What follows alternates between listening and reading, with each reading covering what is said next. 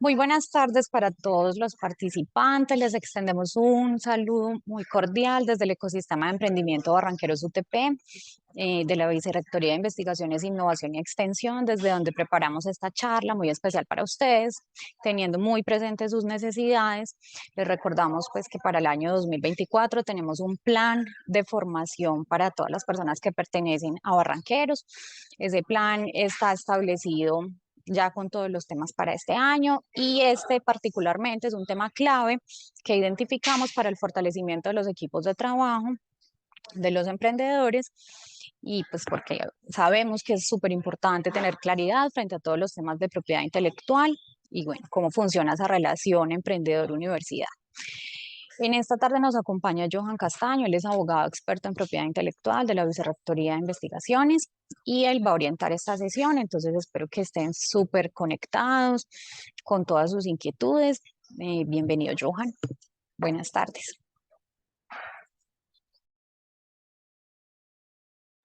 Hola, Yuna, buenas tardes. Buenas tardes a todos. Estaba tratando aquí de ajustar el video que me estaba viendo completamente al revés, pero bueno, ya lo logré solucionar. Bueno, nuevamente buenas tardes. Espero pues que estén muy bien. Muchas gracias por aceptar esta invitación, por aceptar este espacio. El día de hoy vamos a hablar un poco de una temática que en los últimos tiempos ha cogido un poco de auge.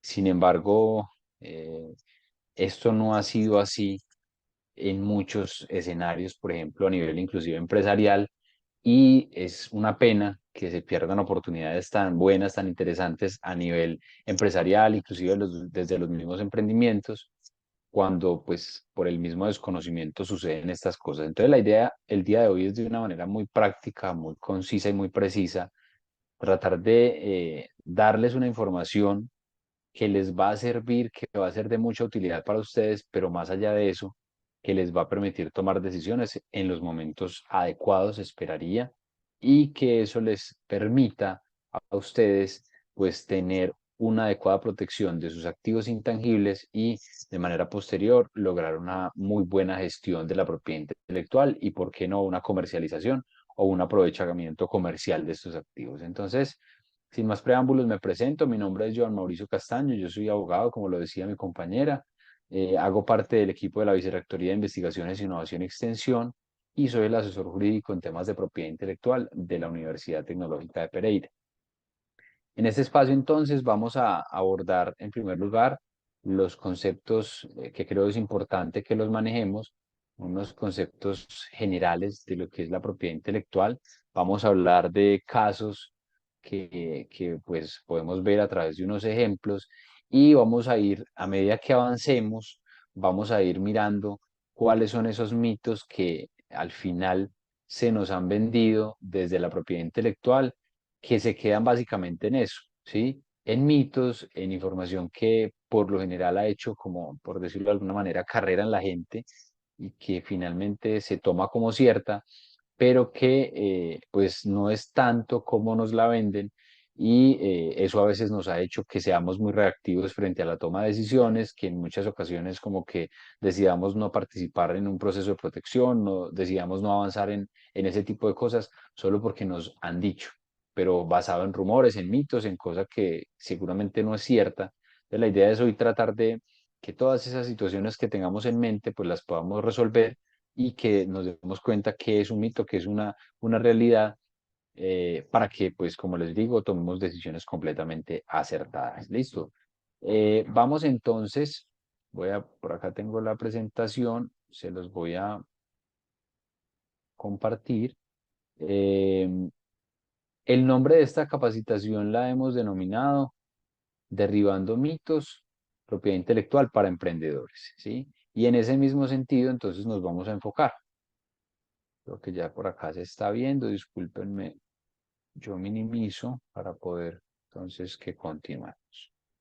Entonces, lo más importante en este momento es que ustedes, en primer lugar, pues entendamos qué es la propiedad intelectual. Y para entender qué es la propiedad intelectual, debemos decir que la propiedad intelectual es una forma de protección desde el derecho, es un área del derecho comercial que busca darle protección primero a las creaciones intelectuales, entendiendo las creaciones intelectuales como todo aquello que se genera a partir de los seres humanos gracias a su capacidad intelectual y que está orientado a unas áreas específicas como son la técnica, las artes, variedades vegetales y los signos distintivos.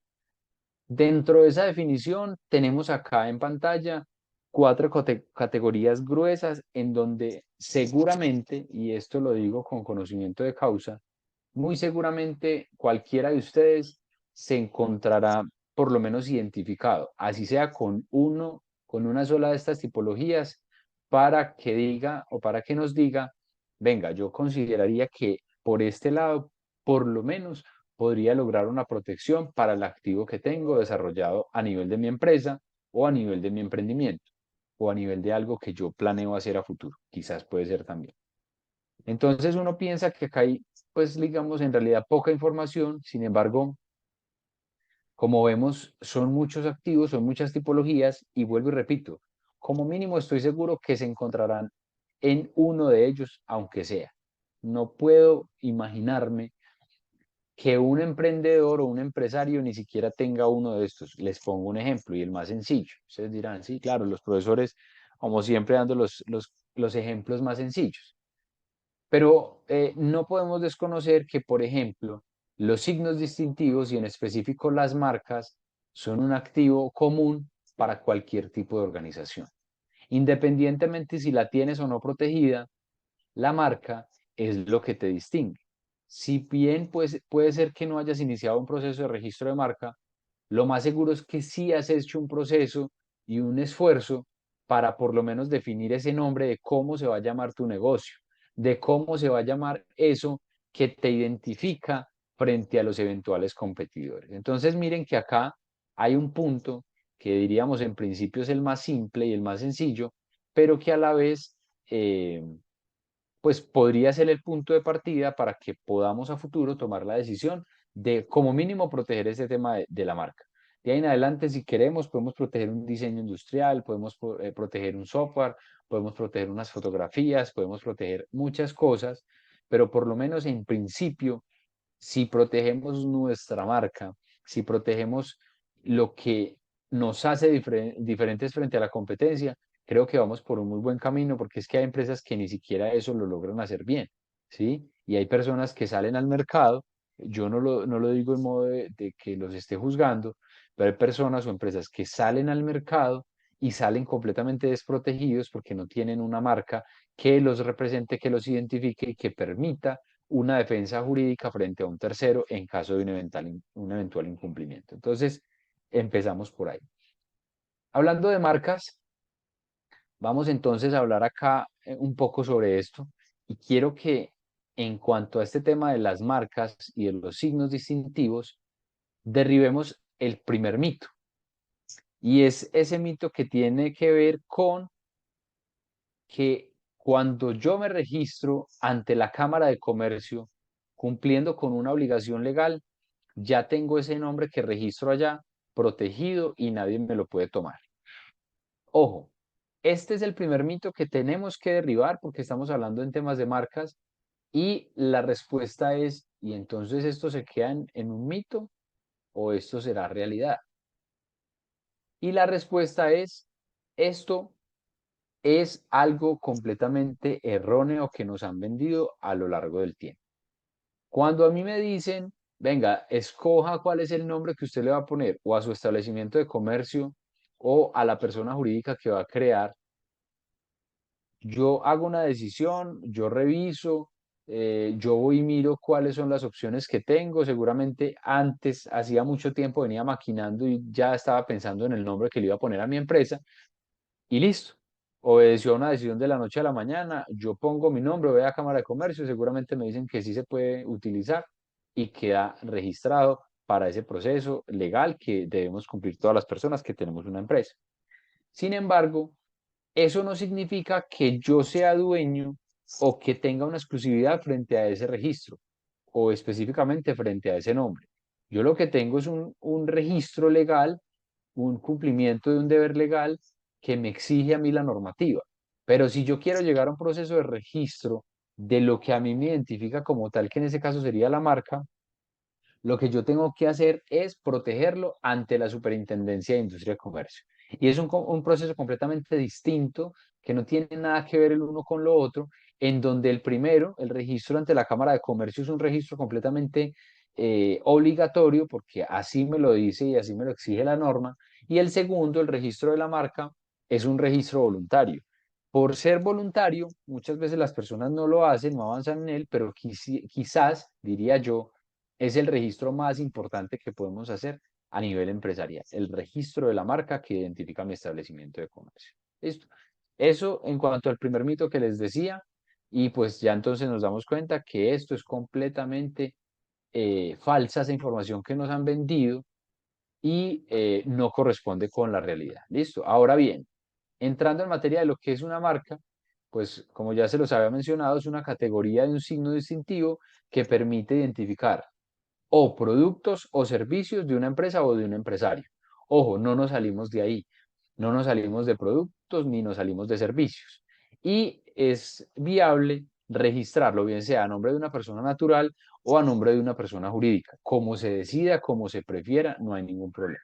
Aprovecho y hago un paréntesis para decirles que en caso de que tengan alguna inquietud, alguna pregunta, por favor pueden utilizar el chat para ello o si desean, pues pueden escribir. No, yo creo que para no abrir el micrófono, quizás de pronto al final, pero para que no se nos enrede un poco la dinámica, más bien me la escriben por el chat, yo la reviso y si de pronto es algo un poquito más extenso, entonces al final le damos el espacio para que lo revisemos.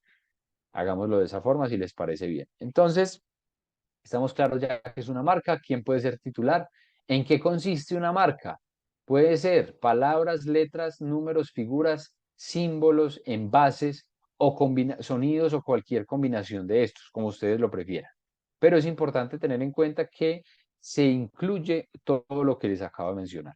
Y por otro lado, entonces, tenemos las clases de marca, que son todas estas que ustedes ven acá. Entonces, tenemos clases nominativas, que son cuando corresponden únicamente al nombre, clases figurativas cuando es solamente el logo, clases mixtas cuando incluye nominativa y figurativa, marcas en 3D cuando protegen, por ejemplo, la forma de un envase, marcas olfativas, por ejemplo, los perfumes, marcas sonoras, hay muchos ejemplos de ellos, ya los vamos a ver, marcas de posición, comerciales, colectivas o de certificación. Listo. Eh, Acá hay una pregunta de Lina Tapasco, de una vez la respondemos en el chat. ¿Cuánto se demora el estudio y la confirmación del registro de una marca? Aproximadamente es un proceso que tarda más o menos un año. Puede demorar un poco más, puede demorar un poco menos, pero eso depende de las dinámicas de ese momento en cómo se hayan presentado otras solicitudes a la superintendencia. Pero más o menos, digamos que entre un año estaríamos en un tiempo prudente como para decir que nos van a conceder un registro de marca. Listo. Bien, seguimos por acá entonces. Les hablaba de las clases de marca. Tenemos entonces marcas de carácter nominativo, donde solamente encontramos el nombre, marcas figurativas, donde encontramos a su vez los logotipos, ¿sí? Tenemos a su vez las marcas mixtas, que como les mencioné hoy, ahora incluyen tanto lo nominativo, por ejemplo acá en el caso de Krebs, como lo figurativo. Incluyen otros elementos gráficos a considerar.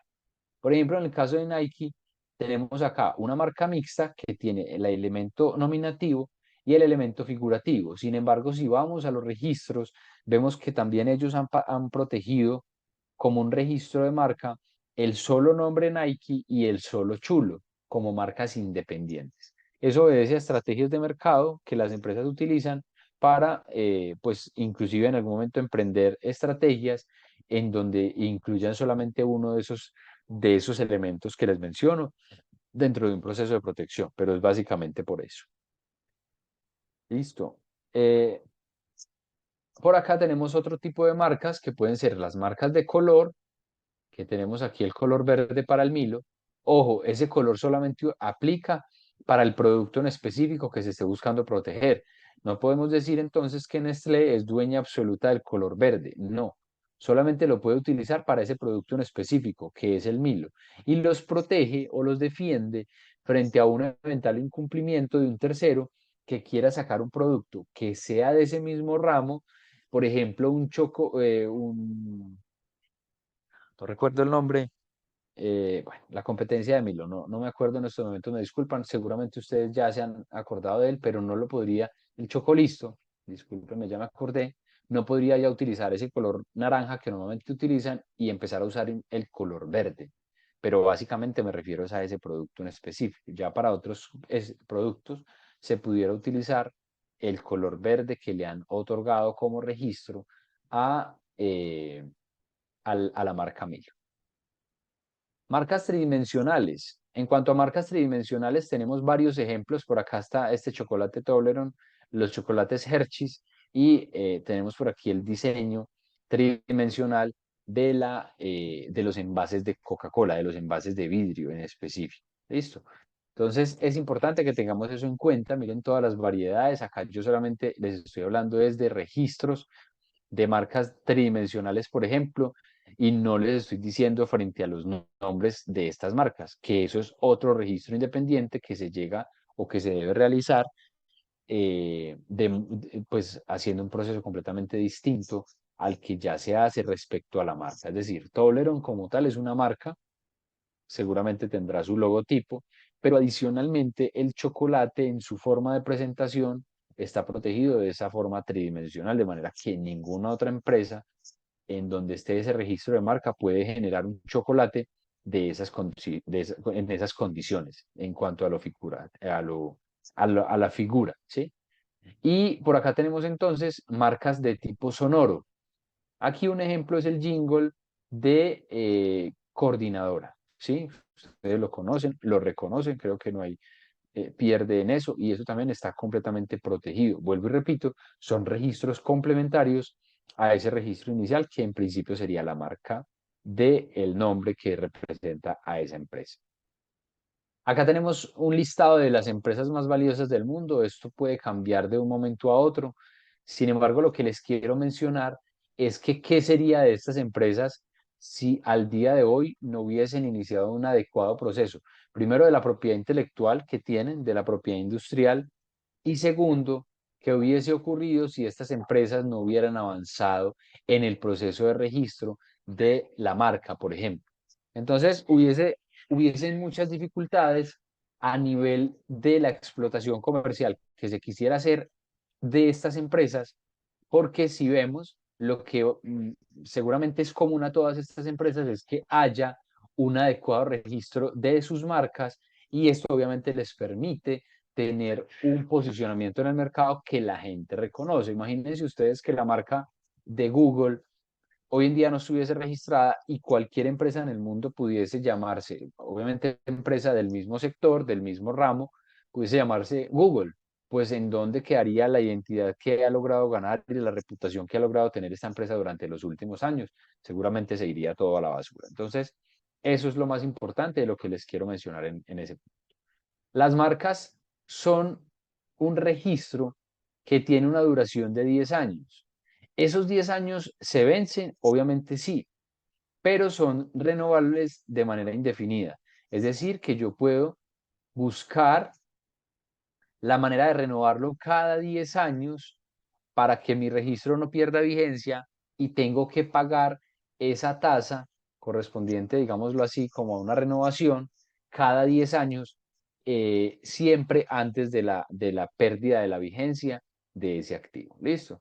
Eso es una de las cosas que también la gente tiene dudas, también puede considerarse como un mito y es que las marcas son renovables, perdón, son un registro de carácter indefinido. No es así. Lo que puede hacerse es renovarla de manera indefinida, es decir, cada 10 años, de aquí al año que quieran, o pues en caso de que la normatividad llegara a cambiar, se podría renovar sin ningún tipo de inconveniente. ¿Listo? Entonces, esto en cuanto a las marcas. ¿Qué es importante destacar de las marcas a su vez en cuanto a la protección?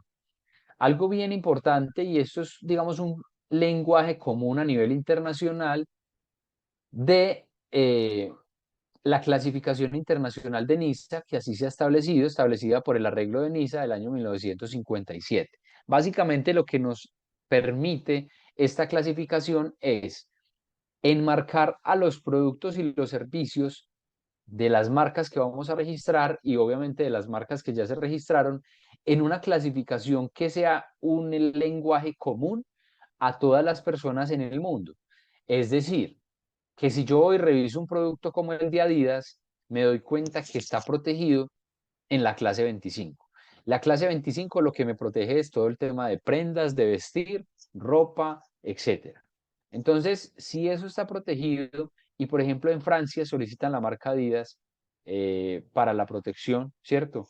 Vamos a ir al registro y seguramente nos vamos a encontrar que también está en la clasificación número 25. Por eso les digo que es un lenguaje común a todos estos procesos para que por lo menos haya una uniformidad. Y en ese sentido, de la 1 a la 34 se clasifican los productos, de la 35 a la 45 se clasifican los servicios. Por ejemplo, de la 1 a la 34 ustedes ven los ejemplos que hay acá, todos son ejemplos de productos, todos son ejemplos. Adidas vende ropa, vende calzado, Ramo vende pues pasteles, Mazda vende vehículos, Postobón vende gaseosas y bebidas refrescantes, Juan Valdés vende café, Alpina vende productos lácteos y si resumimos, todos son productos y por otro lado tenemos entonces los servicios que en ese caso serían servicios bancarios como los que presta Colombia, servicios aeronáuticos como los que presta Viva, Tigo y Mercado Libre, que son Mercado Libre un e-commerce y Tigo pues una empresa de telefonía fija y móvil. Listo. Algunas preguntas y esto también digamos que en consonancia con lo que dijimos en principio se toman como muchos mitos en relación a este tipo de preguntas que vamos a hacer, pero entonces la idea es que vamos dejando todos esos mitos a un lado, que en realidad la mayoría de ellos pues ni siquiera corresponden a la realidad. ¿Cuáles son los beneficios de proteger una marca, señores empresarios, emprendedores o futuros empresarios o emprendedores? Primero, el beneficio de proteger una marca para mí, que soy el titular o que seré el titular, es que eso me va a dar una exclusividad por medio de la cual yo le puedo exigir a un tercero que vaya a utilizar una marca igual o similar a la que yo ya tengo protegida, que cese el uso y la utilización de ese activo y en caso de que continuara haciéndolo, pues le puedo cobrar una multa. Adicionalmente, como este registro lo concede una entidad estatal, pues esa entidad que en nuestro caso es Colombia, es la que va a servir de garante para que yo pueda tener un acompañamiento en caso de que haya una vulneración para que se respeten mis derechos como titular de ese registro de marca. Pregunta número 2. ¿Es necesario que la marca lleve los símbolos R o TM para demostrar que está registrada? Ustedes ven que muchas de las marcas tienen estos símbolos. R aquí en Colombia, en Latinoamérica, o TM para el caso de los Estados Unidos. Esto básicamente lo que significa es marca registrada, pero no significa que las marcas que lo tengan seguramente sean o hayan sido sometidas a un proceso de registro de marca, pero tampoco significa que las que no lo tengan no estén protegidas como marca. Espero ser claro en eso. Me explico. Si una marca lleva el símbolo R o TM, no significa que esté protegida como marca. Pero si lo lleva, tampoco eso nos puede dar un indicio de que esté protegida porque puede que la gente le ponga eso, ese símbolo, ese logotipo y seguramente no esté protegida o esté en trámite. Entonces la idea siempre es ir al registro de marcas para darnos cuenta si eso está o no está protegido. Cualquier signo que elija como marca de la misma protección en el comercio o hay signos más fuertes que otros. Eh, la respuesta aquí, perdón, aquí se me faltó, me quedó la pregunta como a medias. Lo que se quiere decir es que cualquier signo que yo elija debe ser el registrado como marca o hay signos más fuertes que otros. Efectivamente hay signos mucho más fuertes que otros y eso yo lo debo definir como empresa para que al final, después de revisar las estrategias desde la protección de la propiedad intelectual, pueda definir si este o este es mejor o es más conveniente para el proceso de registro y de protección o si definitivamente me voy por un tercero. Eso lo puedo saber yo cuando le doy la información a la persona que me está acompañando en el proceso de registro para que nos pueda decir, venga, este registro sí es más conveniente que este otro, o definitivamente no avancemos en esta protección porque no habría una expectativa para lograr ese registro. Eso puede pasar, discúlpenme por acá que está como viéndose esto. Eso puede ocurrir, por ejemplo, en el caso de los activos, cuando yo tengo varias opciones de marca, pero la idea es que, pues para registrar, la idea es que siempre cuando vamos a hacer ese ejercicio, estemos de manera previa a sacar el producto a mercado. Porque si debo corregir o si la persona que me está asesorando en ese proceso me dice, no, lo mejor es que usted no utilice este registro porque es que, vea, me estoy encontrando uno igual que ya se lo concedieron a una empresa de otra ciudad y por tanto, de solicitarlo, lo más seguro es que el registro se va a perder porque le van a negar esa marca. Entonces, si yo ya tengo opciones de dónde tomar mano, pues me va a ser mucho más útil esa información en ese momento a pensar en que yo puedo o voy a tomar esa decisión una vez ya tenga una inversión de dinero bastante grande y que luego trate de solicitar el registro de marca y me diga, no, es que su marca no es viable. Y yo ya qué voy a hacer con todos esos activos, con toda esa información, con todas esas inversiones que hice. Entonces, es importante que tengan en cuenta eso para todos porque, eh, pues de no hacerlo así, se podrían ver en alguna sorpresa y seguramente en una negativa al registro de marca. Pregunta número 4. Al obtener el registro de una marca en Colombia, ¿se hace extensivo a otros países? Y la respuesta es no. El registro de marca es un registro de carácter territorial que lo que me permite a mí es llevar una protección, llevar una garantía desde lo jurídico en aquellos países en donde yo he solicitado esa protección marcaria. Y por tanto, solamente tengo el derecho a que se me defienda y a, digámoslo de una manera más fuerte, a monopolizar esa marca en los países en donde yo tenga esa protección. Pero si yo solamente solicité la marca en un país y en otros no, pues solamente en el país en donde está solicitada es donde yo tengo derecho a oponerme frente a un tercero en caso de que quiera lograr algún tipo de acto frente a mi marca. Eso es lo más importante a tener en cuenta. Listo. Veo que hasta ahora no hay más preguntas en el chat, entonces vamos a continuar. Por otro lado, dentro de los activos que también tenemos a nivel de la propiedad intelectual y de la propiedad industrial, tenemos las patentes. Antes de empezar a hablar en materia de lo que es una patente, les quiero pedir un favor muy especial y es lo siguiente. Cuando uno a veces se mete en estos temas de patentes, en muchos casos las personas consideran que es un tema muy alejado de la realidad o de lo que podrían llegar a ser o a desarrollar a nivel empresarial porque piensan que una patente es algo tan inalcanzable que a veces ni siquiera le ponen atención a estas oportunidades que aquí se generan. Si bien eso puede ser cierto, porque el hecho de que se conceda una patente no es algo tan simple, porque exige unos requisitos que ya más adelante vamos a ver, les invito desde ya a que piensen en la patente no solamente en ese activo que me da una protección a mí cuando creo algo nuevo que ofrece una solución técnica a un problema ya evidenciado y uno diría, yo no estoy en la dinámica de generar soluciones técnicas a un problema porque ni siquiera trabajo en cosas técnicas. Pero, y eso es respetable y está muy bien, pero la invitación que les quiero hacer es la siguiente. Las patentes se convierten primero, en un activo de información, ojo, en un activo de información sumamente valioso para que todas las personas puedan conocer en qué va el desarrollo científico y tecnológico en un momento determinado de la historia. Entonces, si yo me meto a hacer una búsqueda de bases de datos de patentes a corte del año 2000, pues me puedo dar cuenta cómo estaba el mundo a ese momento. Pero mira que es que yo también puedo hacer un análisis al día de hoy, a la fecha, en una temática en específico. Y me puedo dar cuenta de qué o en qué están trabajando las principales empresas, las empresas líderes en esos sectores. Y de esa forma voy a poder tener una información de primera mano que me va a permitir a mí tomar decisiones estratégicas seguramente en un buen momento.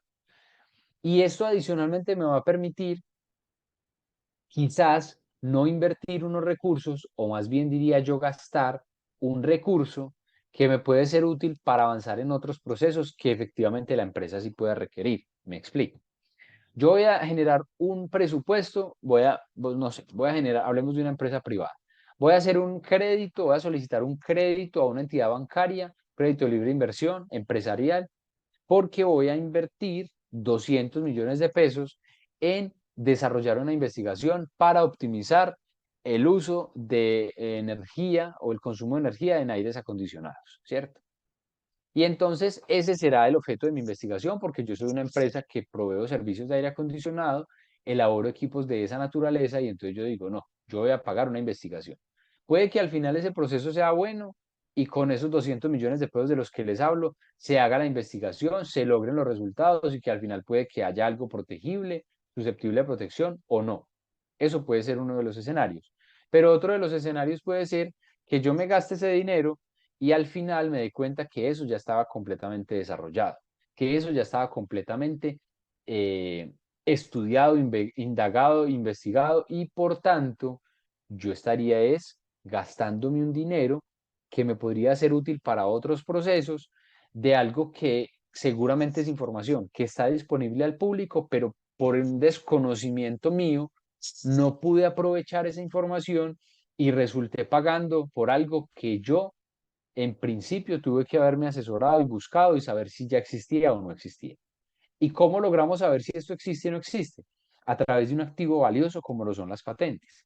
En las patentes encontramos este tipo de información y a pesar de que una patente esté protegida, esté vigente, yo debo ir más allá para validar si efectivamente esa patente aún está en protección o ya está en dominio público, pero más allá de eso revisar si la patente, ojo, si la patente está protegido o está protegida en el país de interés para mí. Me explico. Vuelvo y repito, las patentes son un activo como el de las marcas que se le brinda o se le otorga una protección territorial. Es decir, que si yo logro o solicito una protección en Colombia, pues en Colombia es el único país que yo tengo la posibilidad de oponerme frente a un tercero, frente a una eventual explotación comercial. Y uno diría, bueno, ¿y cómo así? Si usted tiene una patente y se la conceden solo en Colombia, entonces si va a venderla en Estados Unidos, ¿qué pasa? Pues no pasa nada, usted la puede comercializar, pero así como usted la puede comercializar, cualquiera que tenga un interés en utilizar esa información lo puede hacer. ¿Y por qué? Pues la respuesta es porque sencillamente ese activo usted no lo protegió en un país diferente a Colombia.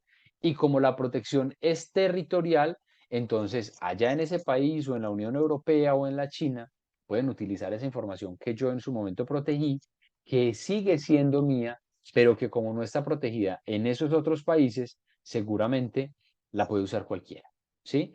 Y esto es algo que hay que tener presente. Ahora, dándole la vuelta al escenario, si esa patente que me interesa, que me sirve, es de un tercero, lo que yo hago es decir, listo, voy a buscar, voy a contratar más bien un personal que no se me gaste 200 millones en un año o en menos, sino que más bien voy a contratar una persona que sea experta en vigilancia o en búsquedas tecnológicas, que me genere un informe, que me genere un informe en donde me evidencie cómo está ese tipo de protecciones de patente en un país como el nuestro o en un país de interés que yo quiera llegar y me diga, mira, hay una patente que resuelve exactamente lo que nosotros necesitamos. Y resulta que solamente está protegida en Estados Unidos y en la Unión Europea. En Colombia no está protegida.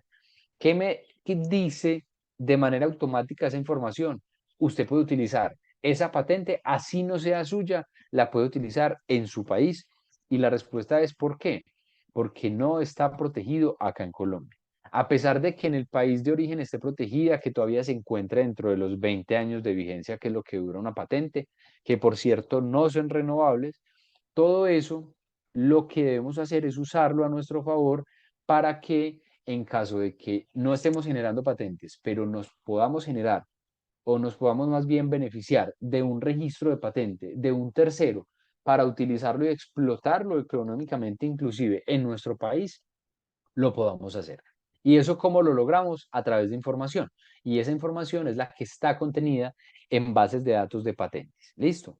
Creo que hasta ahí pues es claro, esperaría que sí. Si no, pues les agradezco que me hagan una señita o me lo indiquen y si es del caso, retomamos en algún punto que de pronto no haya quedado claro. Pero básicamente entonces es eso. Necesitamos que esto quede claro, que no solamente las patentes son un activo para gestionar, para decir, venga, esto es mío, me pertenece, sino más bien para decir qué me puede aportar a mí la sociedad y qué me puede aportar a mí la comunidad científica en temas que yo no conozco y que solamente con acceder a una información que está accesible al público de manera gratuita en la mayoría de bases de datos, podría yo decir, venga, esta información me sirve, esta información la voy a utilizar y a partir de esta información voy a montar una empresa. Puede que ni siquiera sea para utilizar en una empresa ya existente, puede que ese sea el argumento y puede que sea la motivación para crear una nueva empresa o unos nuevos focos o unos nuevos nichos de mercado, llegar a unos nuevos nichos de mercado. Bien, eso en realidad es lo que nos ofrece una patente. Ahora, tenemos dos tipos de patentes. Una de ellas es la patente de invención y otra es la patente de modelo de utilidad. La patente de invención es la patente, digamos, que tiene un grado de alcance mucho más amplio porque busca o otorga una protección para productos y para procesos o para métodos, ¿sí? En cambio, las patentes de modelo de utilidad solamente otorgan o dan una protección para, eh, para temas de productos, únicamente productos, no para procesos. Por acá estaba viendo una pregunta de Cristian Carvajal donde nos dice, ¿tienes algún ejemplo de una empresa colombiana que aprovechó una patente extranjera? Sí, claro. Por ejemplo, lo que hace una empresa como no, Televentas, ¿sí? Son empresas que venden unos productos, ustedes normalmente ven eh, que venden unos productos que para uno son relativamente novedosos o que pues, seguramente en la vida había visto, y normalmente esos son productos que están protegidos en los Estados Unidos.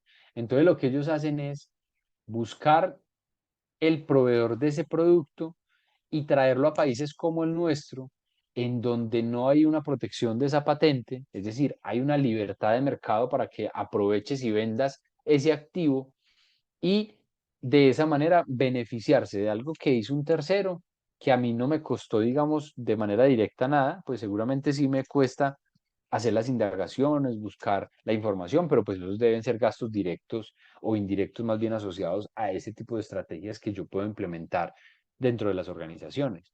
Pero eso puede ser un ejemplo de cómo hay empresas colombianas que utilizan o se aprovechan de esas patentes, se aprovechan en el buen sentido, porque eso no está mal, eso no es un plagio, eso no es una actividad ilícita, ilegal, entonces es algo que se puede hacer y seguramente eso les abarata, pero de manera impresionante, en un 90% los costos, a comparación de si lo hubieran hecho ustedes mismos. Imagínense ustedes llegar a un proceso de esos, quizás con los recursos limitados, cuando estamos iniciando por lo menos. Cuando ya crecemos como empresa, seguramente vamos a ser quienes sacamos patentes, incluso nosotros.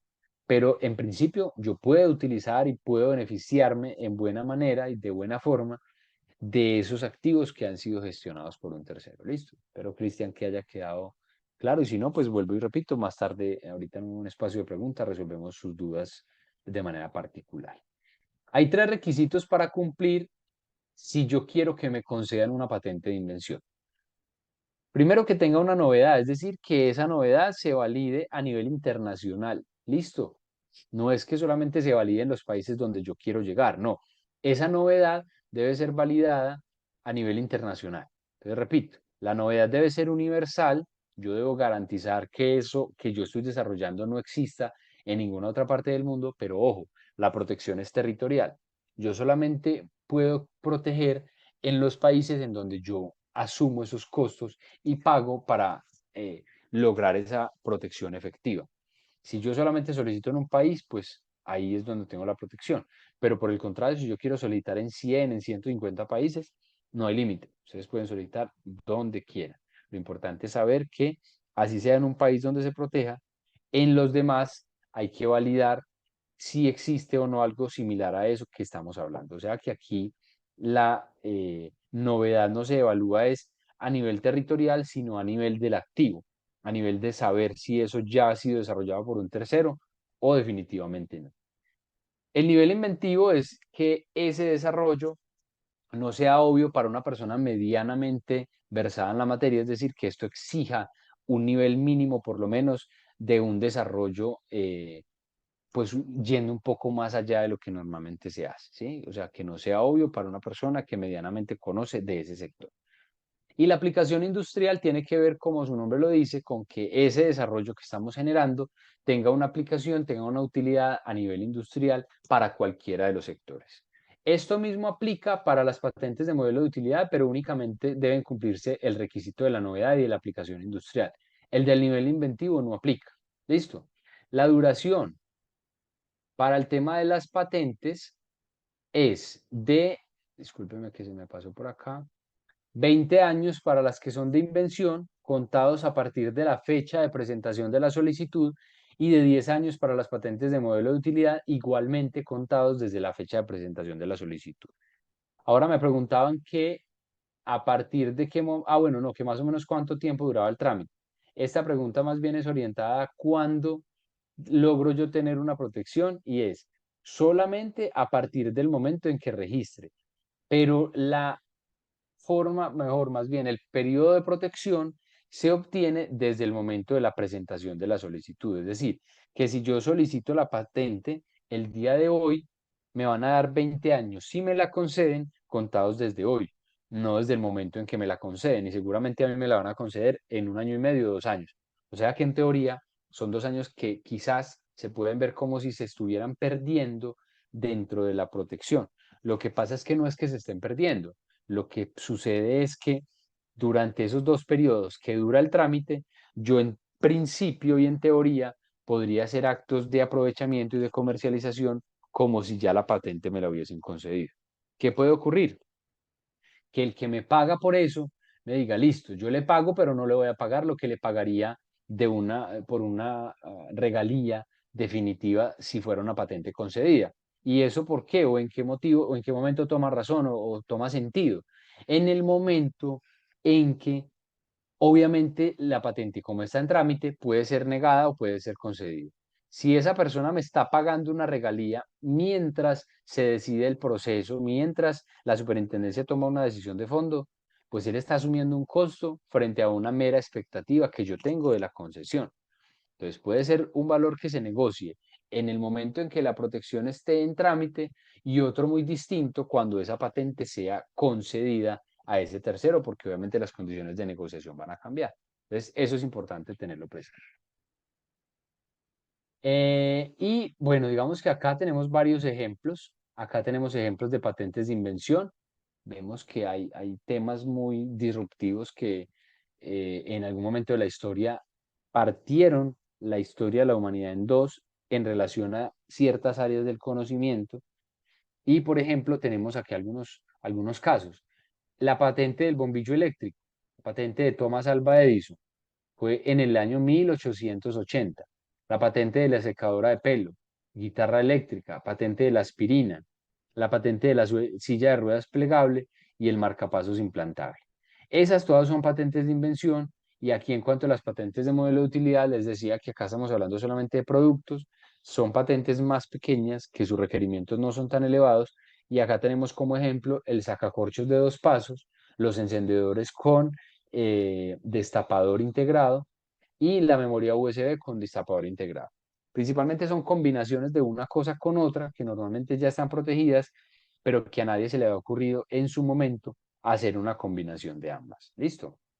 Ahora, salgámonos un poco de la teoría, muchachos, y vamos a lo que la práctica nos puede explicar cómo manejar un caso específicamente y de manera particular. Les pongo un ejemplo acá del Gatorade, una bebida que todos conocemos, algo que se nos hace muy común, muy tradicional. Tenemos acá más de 6 formas de protección y más de 6 activos en uno solo. Vamos a empezar hablando del sistema de apertura de la tapa. En su momento, esta empresa fueron los que se inventaron esa patente de modelo de utilidad de este sistema o de esta forma de apertura. Hoy en día seguramente ya es muy común, pero acuérdense hace unos 10, 20 años, cuando esto salió, que solamente la empresa que usaba este chupo era Gatorade. Y la respuesta es o más bien la pregunta es ¿por qué lo usaban solo ellos? Pues porque tenían una patente que les permitía ser los únicos que podían utilizar esa forma de chupo en ese activo en particular. Y eso lo lograron gracias a la protección como patente de modelo de utilidad de ese sistema de apertura de lata. La fórmula de la bebida, es decir, lo que es en realidad el producto, está protegido como una patente de invención. O sea que ese producto es de esta empresa y tiene ese activo como forma de protección. La formulación del envase plástico biodegradable, en ese caso, está protegido como una patente de invención. Aquí vemos es el plástico puntualmente. La base de la botella que es más estable. Si ustedes buscan en la literatura, eso está protegido como una patente de modelo de utilidad y ellos lo lograron a través de unos recubrimientos, de poner un poco el material más grueso y de darle una forma para que el producto no se caiga. Miren ustedes la diferencia, por ejemplo, con esas botellas de agua que nos venden hoy en día de plástico. Son botellas completamente endebles que si bien lo hacen por un tema de un uso más racional en el tema del plástico, no significa que porque Gatorade utiliza de pronto quizás un poco más de plástico, esté contaminando más, porque miren que acá hay dos puntos importantes a tener en cuenta. Uno, tienen una patente de invención para lo que es una formulación biodegradable del envase de plástico, que es algo que nos preocuparía como desde el punto de vista ambiental, pero más allá de eso, que la base de la botella, a pesar de que parece que se gasta más material, está cumpliendo con una finalidad específica y es darle más estabilidad a esa botella para que no se nos caiga. Entonces miren todos los activos que pueden estar o que pueden confluir a un solo producto en específico como es este. Adicional a ese proceso, hay marcas asociadas a este Gatorade. La marca de la empresa como tal está asociada. Hay una forma de protección tridimensional para el envase, también está protegido. Y también está protegido o registrado a través de un diseño industrial. Ustedes ven la forma del envase de Gatorade, es una forma diferente a lo que tradicionalmente se conoce. Es una botella que inclusive las personas ya reconocen y así usted le quitara este envasecito, este plástico de encima, la gente ya puede decirle, eso es una botella de un Gatorade, porque usted como cliente, como consumidor, seguramente ya lo reconoce. Entonces miren todos los ejemplos y todas las cosas que pueden haber cercanas o incluidas ahí en un proceso de patente. Hablemos de beneficios de las patentes. Lo primero es que cuando a mí me conceden una patente, el invento queda protegido mediante este tipo de desarrollo, mediante patente, durante un tiempo limitado. Y uno diría, pero ¿cómo así que es un beneficio que el invento quede protegido por un tiempo limitado? Así es. Imagínense que las patentes tuvieran una protección ilimitada en el tiempo y que adicional a eso, si yo solicito la patente en un país, eso tenga alcance completo para todos los demás países en el mundo. ¿Qué pasaría? Pues que seguramente a hoy no tuviéramos la vida que estamos viviendo porque muchas de las cosas que cotidianamente usamos para vivir todavía estuvieran protegidas y estuvieran monopolizadas por ciertas empresas o por ciertas personas y no nos permitirían su uso. Entonces, volvamos al ejemplo de estos casos. Si cualquiera de estas cosas fuese protegida de manera ilimitada, por ejemplo, la patente del bombillo de Thomas Alva Edison, y si a la fecha hoy nosotros no pudiéramos usar o comprar bombillos en la forma que lo hacemos, sino porque tuviera la empresa que sacó ese desarrollo, ese monopolio, pues imagínense cuánto valdría un bombillo. Valdría mucha, mucha plata. ¿Por qué? Porque ellos no van a soltar el negocio. Y si estuviera de manera ilimitada la protección, van a decir, no, es que yo soy el único que puede vender bombillos en el mundo, nadie más lo puede hacer. Y en ese sentido, estaríamos limitados en el acceso, primero al conocimiento y segundo, en el acceso a todo este tipo de cosas que lo que hacen es beneficiarnos la vida. ¿Listo? En cuanto a beneficios, seguimos con el punto número 2. La explotación de una patente puede consistir en comercializar de manera exclusiva directamente el producto o por intermedio de terceros. Es decir, si yo decido patentar algo y decido yo mismo generar una empresa para vender o para generar un servicio a través de esa empresa, está perfecto. Pero también me permite la posibilidad de darle eso a un tercero para que se encargue de hacer la explotación en mi nombre o a nombre de él, pero obviamente siempre pagándome unas regalías. Entonces, eso es otra de las formas o de los beneficios importantes de las patentes. Y el último, esta explotación implica un beneficio económico para el inventor o el titular de la patente, ¿sí? Obviamente, eso es lo que se busca. ¿Por qué? Porque lo que se busca con una patente es estimular la actividad investigativa de las personas que participaron en ese desarrollo y que seguramente incurrieron los gastos importantes a la hora de lograr llegar a ese producto particularmente. Pregunta, creo que esto ya lo hemos resuelto, mito o verdad. Si se patenta en Colombia, queda automáticamente protegido en el resto del mundo. Esto es un mito. La realidad es que si yo patento en Colombia, solamente en este país es donde voy a tener la protección, únicamente. De resto, yo tengo que pensar en iniciar el trámite en cada una de las oficinas de patente donde quiero llegar. Por tanto, en donde proteja, donde patente y me concedan ese registro, es única y exclusivamente donde yo puedo tener o puedo gozar de una protección especial. ¿Cómo se puede obtener una patente en otros países? Hay una forma que es el tratado PCT que me permite a través de una única solicitud llegar a otras oficinas de patente alrededor del mundo, pero lo que yo tengo que hacer es garantizar de que tengo que pagar el trámite en cada una de esas oficinas a las que yo quiero llegar. Si yo no pago el trámite o si yo no radico esa patente en esas otras oficinas, sencilla y exclusivamente voy a tener una patente solo en ese país en donde yo pague y me reconozcan ese derecho.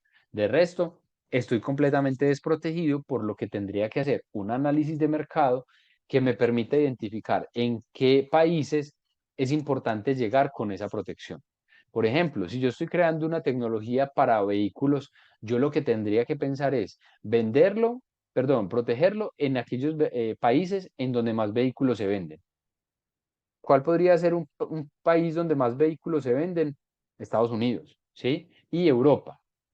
También tendría que pensar en quién, en cuál es el país que más produce vehículos, digamos, en cierta gama de precios. Por ejemplo, yo tendría que ir a Alemania, a proteger en Alemania, porque allá están los principales grupos económicos de vehículos de las empresas principales, por lo menos de gama alta. Tendría que ir a Alemania.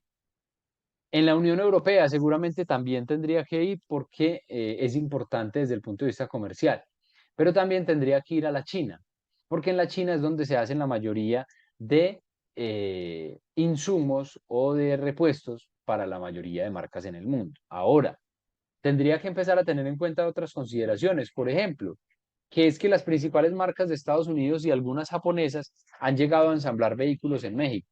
¿Esto qué me puede dar a entender a mí? Que es necesario proteger a su vez esa patente en México. Pero también tendríamos que llegar a decir que es importante proteger, por ejemplo, en Brasil. En Brasil, ¿por qué podría ser importante? Porque ahora para la región de Latinoamérica, las empresas están empezando a ensamblar allí. Entonces tendría que tener en cuenta esas consideraciones y eso es lo que al final me daría a mí las herramientas, y aquí está el sistema PCT, para poder decir o decidir a qué países quiero llegar. Los que ven en azul son los países que pertenecen a ese tratado de patentes. Es decir, que a través de este sistema yo radico una solicitud en una oficina de patentes puntual y lo que hago es llegar a cualquiera de las oficinas que están en azul, que son países en el mundo. Y de esa forma lo que hago es luego pagarle a cada una de esas oficinas el trámite para que allí ellos me puedan decir, sí, su patente cumple, no cumple, le vamos a conceder o no le vamos a conceder el registro. Eso es importante que lo tengamos en cuenta en el caso de que fuéramos a avanzar en un proceso de protección. ¿Qué es importante mencionar? Y ya con esto vamos cerrando. Primero, que el periodo de vigencia de una patente rige a partir de la fecha de presentación. Punto número uno, ya se los había dicho, pero para que no se confíen de que la patente entonces tiene vigencia a partir de la concesión. No, la patente tiene vigencia a partir del momento de la radicación inicial. Punto número dos, una vez se concede el registro, el solicitante debe pagar una tasa para mantener vigente la patente. Debe pagar esa tasa, vuelvo y repito, de manera anual. Si la persona o el dueño de la patente no paga esa tasa anual, la patente entra en dominio público, es decir, que la pierde. Y así dure por 20 años y lleve el tercer o cuarto año, la patente se perdió y queda en dominio público y cualquiera la puede utilizar. En caso que el solicitante no cumpla con dicho pago, la solicitud se declara en estado de caducado, lo que les acabo de mencionar. Si la patente no se explota dentro de los 3 años siguientes a su concesión, esto también aplica para las marcas, ojo, y salvo justificación, la SIC podrá conceder licencias obligatorias a terceros que la soliciten.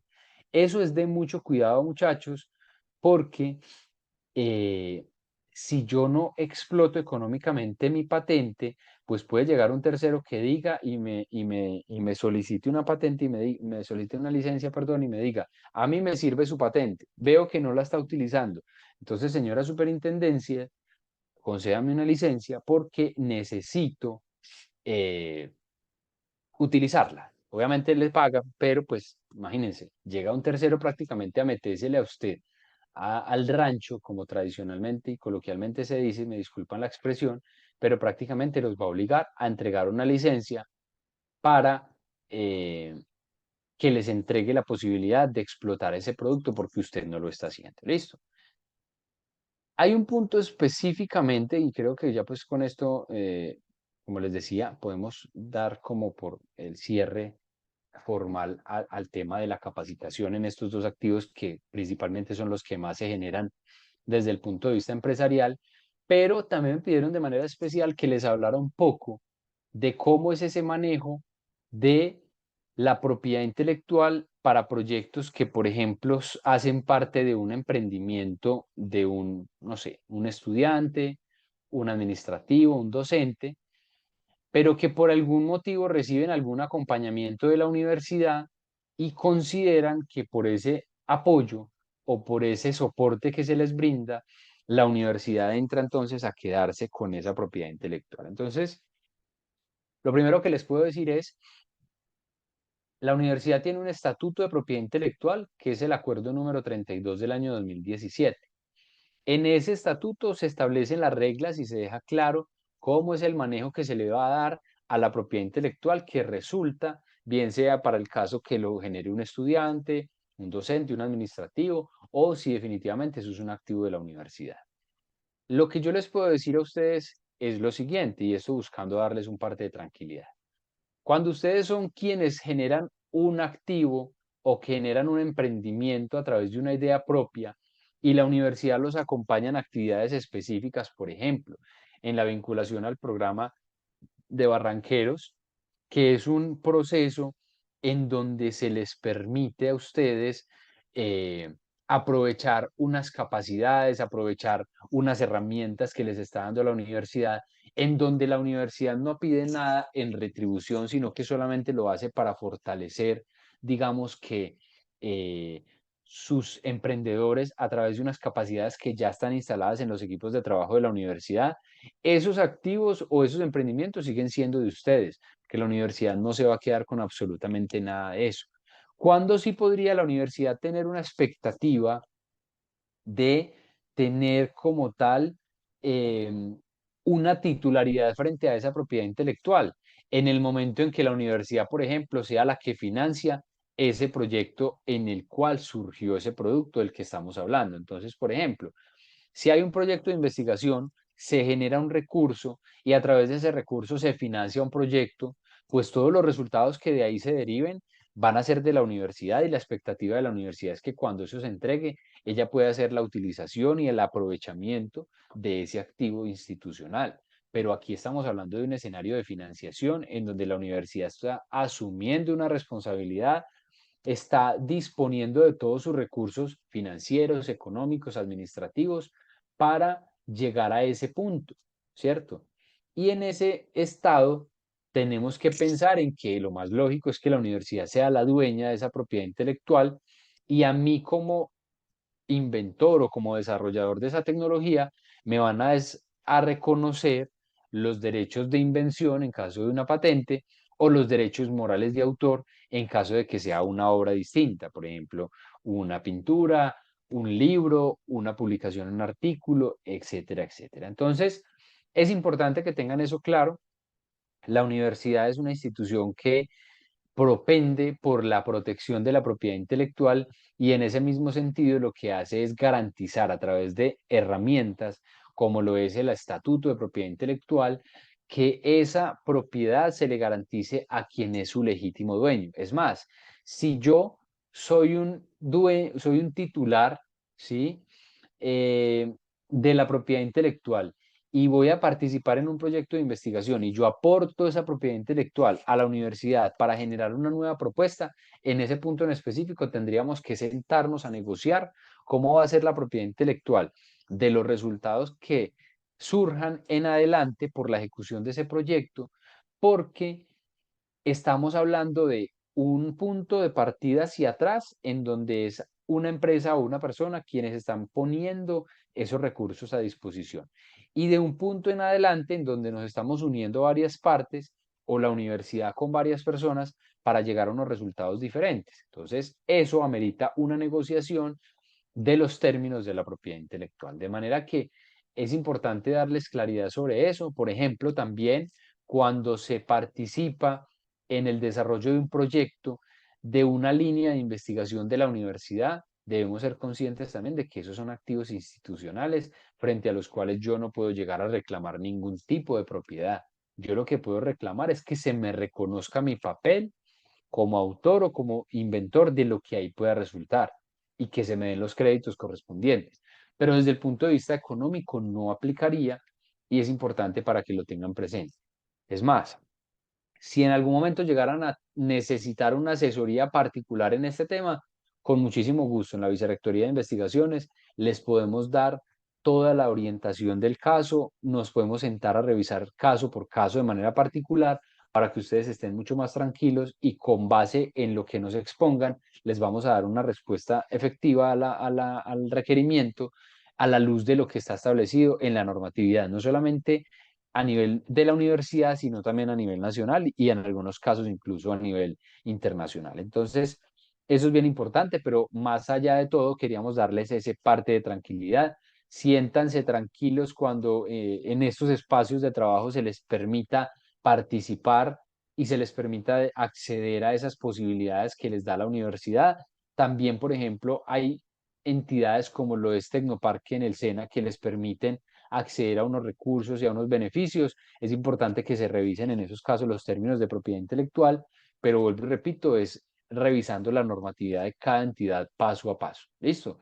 Entonces, quería darles esa información. No sé si por acá hay una pregunta de Paola. Nos dice que si les vamos a compartir la grabación. Creo que la grabación que la van a subir las compañeras, ahorita nos confirman, a YouTube y ahí va a estar cargado y ahí pueden acceder como a la información para que no se les pierda. No sé si tengan alguna inquietud adicional, si tengan alguna duda en lo que les podamos resolver de una vez, es el momento pues para que aprovechen con muchísimo gusto. Johan, yo voy a hacer una intervención porque Sí, también me parecería importante, digamos, en el caso del software, que aquí pasa mucho. Nosotros tenemos ok. varios emprendedores que están desarrollando y que algunos tienen empresa ya de desarrollo de software, pero no son los desarrolladores. Entonces, sería como importante hacerles esas precisiones de cómo, digamos, llegan a la protección cuando ellos tienen una idea, pero cómo se relacionan con las personas, con los ingenieros o quien quiera que sea la persona que desarrolle, digamos, el software. Bueno, ahí lo que les puedo decir es lo siguiente. Muchas veces pasa esto, yo tengo la información, yo tengo como tal todo el conocimiento para que una persona externa a mi proceso me convierta eso que yo lo he tenido en la mente en un software o en un desarrollo web o en lo que sea. Y en ese caso la pregunta es, bueno, ¿y quién es el titular o quién es el dueño de esa propiedad intelectual? La respuesta es la siguiente. Cuando yo genero una contratación a un tercero para que me materialice eso en términos de software, ese tercero va a tener unos derechos de autor y específicamente unos derechos morales para reconocerle pues por lo que ha hecho, por su trabajo de desarrollo, ¿cierto? Es decir, que ahí podríamos estar hablando de una coautoría, ¿cierto? Una coautoría de la persona que está pagando porque se le realice el trabajo, porque él está poniendo unos insumos importantes para llegar a ese producto final, pero también es importante dejar claro que va a ser autor de ese trabajo el que desarrolló o el que programó el software. ¿Por qué? Porque es que la norma, y ahorita les hablaba de eso, hay unos derechos de carácter patrimonial y hay unos derechos de carácter moral. Yo lo que le voy a garantizar a esa persona es que le voy a reconocer que él fue el que desarrolló ese trabajo, ¿sí? Y que él tiene unos derechos de autor que le voy a reconocer, porque es que él participó ahí. Entonces, lo que podríamos pensar es que en cuanto a ese registro, habrían, no sé, dos, tres autores que van a ser reconocidos por su aporte a la ejecución de ese trabajo. Punto número uno. Punto número dos, como el que está pagando y es el que, como el que está pagando es el que le interesa y el que va a hacer la explotación comercial de ese activo, pues va a decir, venga, pero será entonces que al incluirlo como autor, esta persona también tendría derecho a que cuando yo venda esto o cuando lo licencie, se va a beneficiar económicamente de esto y la respuesta es no. No, porque si usted a él lo contrata, eso se está manejando como una obra por encargo. Y las obras por encargo son obras que, como su nombre lo dice, yo pago por ellas y el que las hace, pues me la entrega y yo ya le pagué y pues ahí digamos que todos como amigos. ¿Por qué? Porque yo le estoy pagando es para que haga esa actividad en específico. Pero entonces, desde lo económico, a pesar de que haya una pluralidad de autores, va a ser solamente una persona o dos, no sé si desde un principio se ponen de acuerdo, los dueños, los que van a hacer esa gestión, los que van a tener la posibilidad de beneficiarse económicamente y explotar esa obra. Pero sí se le debe reconocer a esa persona, me refiero al ingeniero, al desarrollador, esos derechos morales de que participó en ese trabajo de desarrollo. No sé si es claro y eso era lo que tú me querías preguntar, Yura. Sí, es que es importante tener claridad, digamos que también el software es sujeto de protección y pues que hay que hacer ese reconocimiento a las personas que intervienen porque muchas veces digamos que este también es otro tipo de inquietud que se genera por parte de los emprendedores porque em, muchas veces cuando se está emprendiendo hay una informalidad y somos Claro, amigos y es un equipo que tal vez al inicio pues está trabajando muy unido, pero muchas veces las personas se van a desarrollar sus proyectos de vida en otro lado y esos términos no quedan claros. Entonces, importante ok. hacer esa claridad de, pues, de este caso muy puntual. Claro, y adicionalmente a esto es importante que quede eso definido en un contrato. Seguramente pues no vamos a tener a la mano en el momento que lo necesitemos el contrato. Quizás esto nos lleve a buscar un acompañamiento, una asesoría en términos legales, pero es mejor hacerlo, inclusive sufragar esos gastos, a avanzar en un proceso como estos, dejar cabos sueltos y al final tener un problema porque le tuve que reconocer a este autor unos derechos, pero al final eso no quedó de manera clara, no quedó ni siquiera la evidencia de que yo le pagué por eso y entonces va a venir a decirme, no, es que pues yo acá tengo un derecho porque yo fui co-desarrollador, pero esto no es suyo solamente, esto es de los dos y ya luego cómo me defiendo yo, cómo le digo que sí o cómo le digo que no. Entonces eso hace parte de la formalidad que se necesita en este tipo de casos para que todo quede claro y todo quede de la mejor manera y luego al final no tengamos pues inconveniente. Listo. Listo, Johan, tenemos dos preguntitas. Una de Ok. Camilo Herrera que dice, normalmente, ¿cuánto puede gastar un emprendedor haciendo el proceso de patentado en promedio según la experiencia que el expositor tiene? Más o menos, a ver, en Colombia hay una posibilidad y es algo que se ha presentado de manera relativa. En el último tiempo no ha sido una estrategia de gobierno, del gobierno Petro no ha sido la finalidad de financiar ese tipo de cosas. A través de convocatorias de MinCiencias, de Impulsa, de la Superintendencia, han asumido el pago de todo lo que tiene que ver con las patentes y eso cuesta más o menos entre unos 12 millones de pesos a unos 14 o 15 aproximadamente. Es algo costoso, pero como les digo, pues vale la pena si se requiere. Y dos, es importante buscar y, y estar indagando en cuanto a esas convocatorias que hay que financian todos estos rubros. Imagínense, ustedes les pueden financiar hasta 15 millones gratuitamente y ustedes con eso pueden sacar la patente para la empresa. Solamente aplica para patentes, para marcas no aplica ningún tipo de financiación. En algunos casos dan unos descuentos, pero solamente eso. Listo. Y creo que la otra pregunta que nos hace Paola es respecto al software, ¿cómo lo definiríamos? Estableciendo qué tipo de autores somos y cediendo la licencia. No, es muy sencillo, Paola. En relación al software, lo que tú tienes que hacer es lo siguiente. Debes primero hacer un contrato, es lo que se sugiere, un contrato de prestación de servicios, en donde tú establezcas qué vas a pagar o qué van a pactar dentro de la ejecución de ese contrato. ¿Qué va a ser el contrato? Es decir, prestación de servicios profesionales para que fulano de tal, que es el ingeniero, genere un desarrollo de software en favor de la empresa tal o en favor de un tercero que puede ser una persona natural.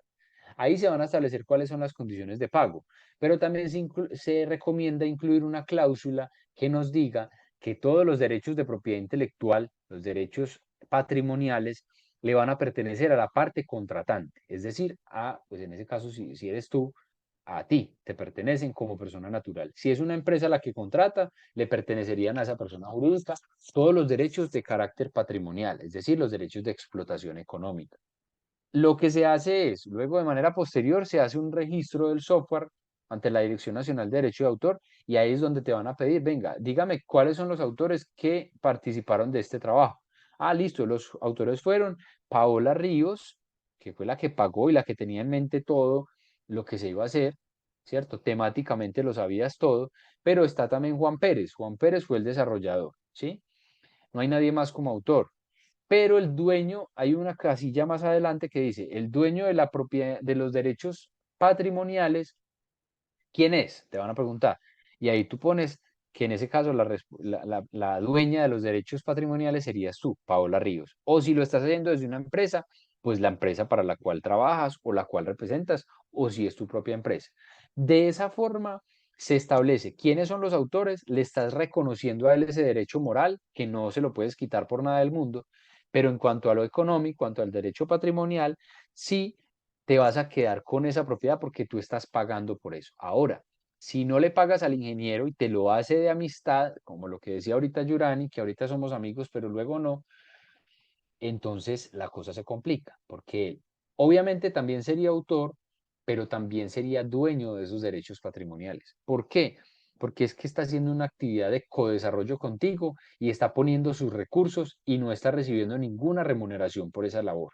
Por tanto, si no le pagas, ahí sí él va a quedar dueño, no solamente de unos derechos morales, sino también de unos derechos patrimoniales y la cosa se complica. Por tanto, pero pues esa puede ser una forma de negociación. Yo puedo decirle, es como decirle, asociémonos, ¿cierto? Para que lo sepas. Pero si tú tienes la capacidad económica de pagarle a él para que te entregue un trabajo y no quedes con ningún compromiso desde ese punto de vista, sería lo mejor. ¿Listo? ¿Está claro?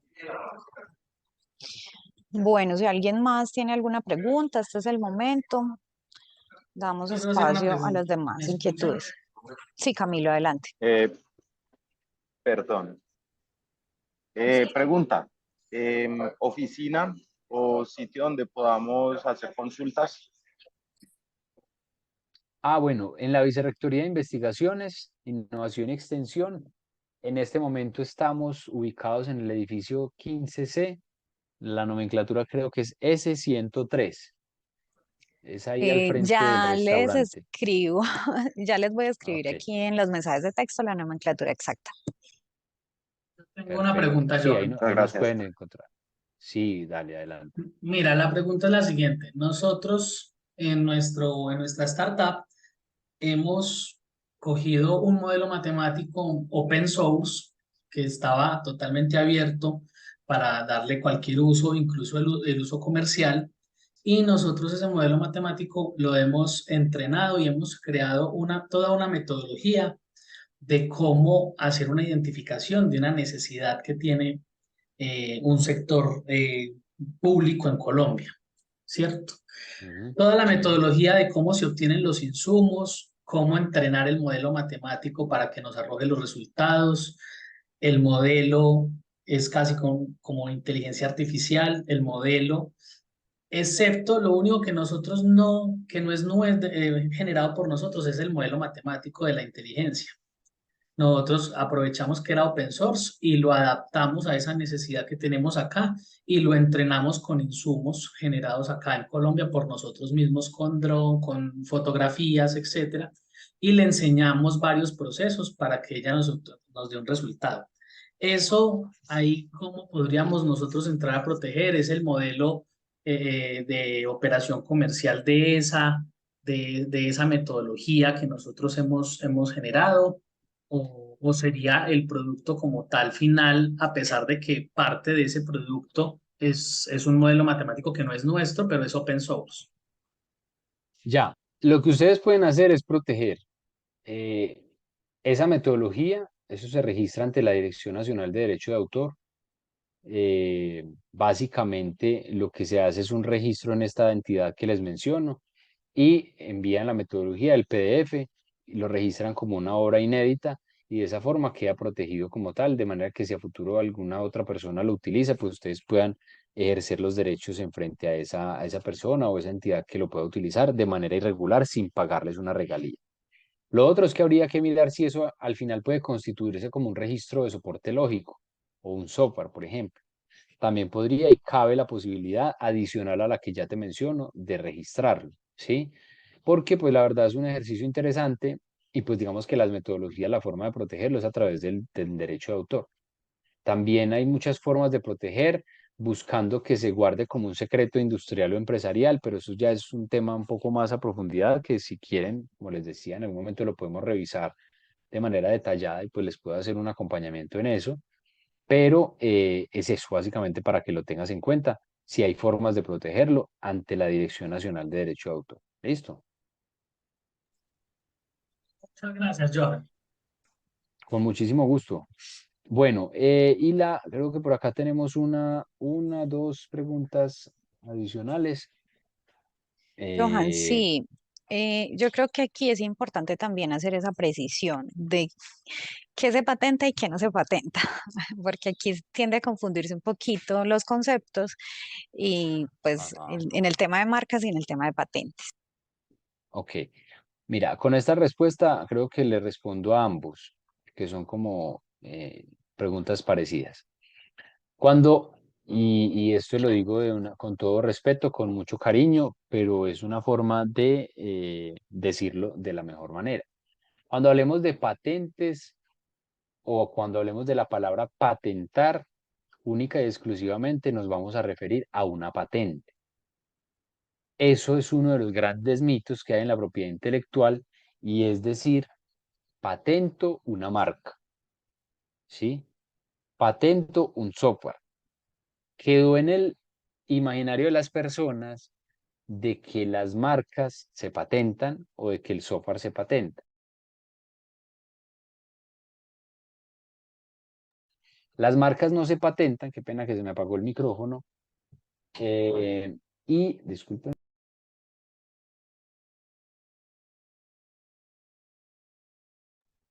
Y bueno, entonces, qué pena, discúlpenme. El tema de las patentes únicamente está orientado, perdón, de patentar esa expresión, únicamente y esto para que nunca más se les olvide, cuando vuelvo y repito, solamente está referido a patentes. No hablemos de patentar marcas o patentar software. El software se registra ante la Dirección Nacional de Derecho de Autor, ¿sí? Es un registro como tal y su forma de protección es entregar la información relativa al software a una entidad del Estado que nos dice, yo ya revisé, validé que eso existe y le doy un registro. Ese registro se llama un registro de soporte lógico, pero no se llama una patente, ¿sí? Entonces, eso en cuanto al software. Las marcas, a su vez, se generan un proceso de registro y ese proceso de registro lo que hace es enviar una radicación con toda la información relativa a la marca, en donde yo le digo a la Superintendencia de Industria y Comercio, mire señores, yo considero que cumplo con todos los requisitos asociados a la marca, que esta marca es novedosa, que nadie tiene algo similar en el mercado, por favor evalúelo y si usted considera, concédame el registro. Así se hace. Ante ese caso, ante la Superintendencia de Industria y Comercio para las marcas, lo mismo que era para las patentes. Pero cuando hablamos de esos registros, ese sería el nombre técnico para mencionar. Registramos una marca, registramos un software, patentamos una patente. No sería nada más. Entonces, es importante tener esa precisión porque pasa, pues yo no estoy entrando y como les digo, lo digo con mucho cariño y mucho respeto, no es entrar como a cuestionarlo, sin embargo, he escuchado mucho y estamos hablando en este espacio de mitos que se han generado a través de la propiedad intelectual y ese es uno de ellos que ha hecho bastante carrera. Entonces, es importante que se deje esa claridad. Ahora, hay una pregunta de Paola que va orientada a se puede patentar el software. En Colombia está prohibido patentar software por lo que les menciono. El software se registra, pero resulta que dentro de las últimas normativas que están en materia de patentes, se ha permitido patentar invenciones implementadas por computador. Y cuando hablamos de invenciones implementadas por computador, necesariamente tenemos que hablar de software, pero no el software como normalmente lo conocemos, que es un programa de ordenador que puede ser cualquiera, sino que cuando hablamos de invenciones implementadas por computador, estamos hablando de interacciones de hardware y software, ¿sí? Y cuando hablamos de una interacción de un hardware y un software, estamos hablando de una invención implementada por computador. Entonces, si tú me dices, Paola, que vamos a patentar software y el software es un software como tal, por ejemplo, el software para, no sé, por ejemplo, el software de Office, que es el de Word y el del Excel, eso no se patenta porque es un software como tal. Pero si tú me dices, por ejemplo, lo que hace Domino's con su sistema para medir el tiempo y saber en cuánto va a estar la pizza. Ellos tienen un sistema implementado en donde hay una interacción de hardware y de software, en donde el software es el que me va avisando a mí en la aplicación si ya está el producto o no, pero también está implementado con un hardware que es el que está conectado a las máquinas y sabe cuál es el pedido que está dentro y cuál es el que va a ingresar, porque obviamente hay una programación con unos dispositivos electrónicos que le dan esa información al sistema. Eso en realidad hoy es una patente y uno podría pensar, eso es un sistema de software.